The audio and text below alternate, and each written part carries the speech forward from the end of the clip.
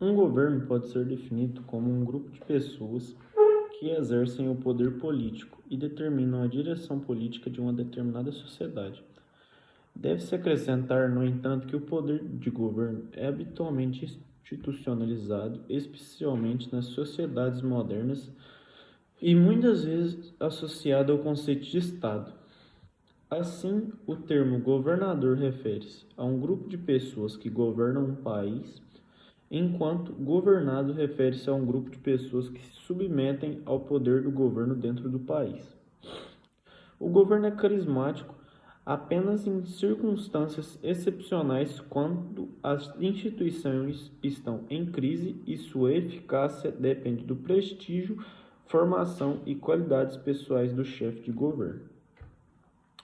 A partir do momento em que a divisão do trabalho evoluiu, determinou a formação do parentesco, a relação social mais complexa, por um lado, e a consolidação de profundas desigualdades sociais entre indivíduos e grupos. O conflito é tão intenso que é necessário organizar a população sob o comando do chefe, cuja tarefa é fazer cumprir as regras necessárias de produção e limitar seus efeitos destrutivos. Assim, no sentido mais geral, ocorreu uma transição da comunidade primitiva para a organização sociopolítica, na qual surgiram as primeiras formas básicas de governo. No entanto, o poder de governo é resultado de tanto de determinantes internos quanto de demandas externas da comunidade política. Como o mundo de hoje foi e continua sendo a política de divisão e dominação da anarquia internacional, todo governo deve assumir sua defesa contra outros grupos políticos. Portanto, a concentração de poder em agências governamentais é a ferramenta mais eficaz para atender às demandas de segurança e poder dos grupos políticos.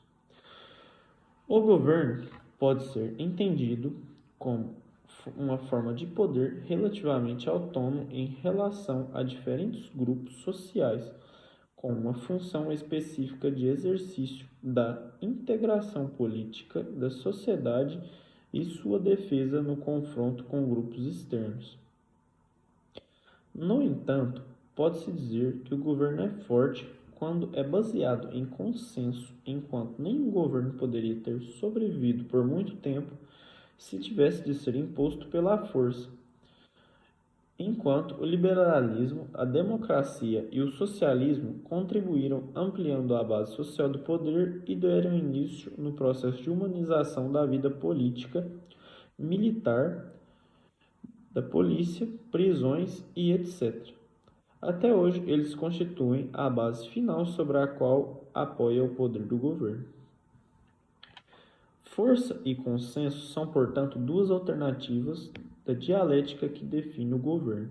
Existem condições e contradições que podem, no entanto, harmonizar em uma situação que nunca aconteceu na história, não seja como aspiração, onde a força se qualifica como autolimitação da sociedade em si, e, em conclusão, força e consenso tendem a ser confusos.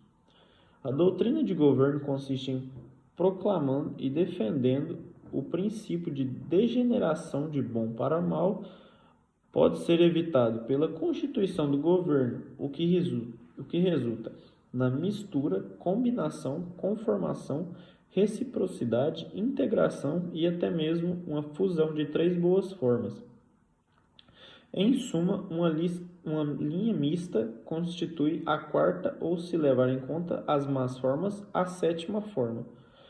Um governo cujo estudo não é tanto para a análise de uma descrição das formas de governo e tipologia consistente no que diz respeito ao debate sobre o assunto de qual forma de governar.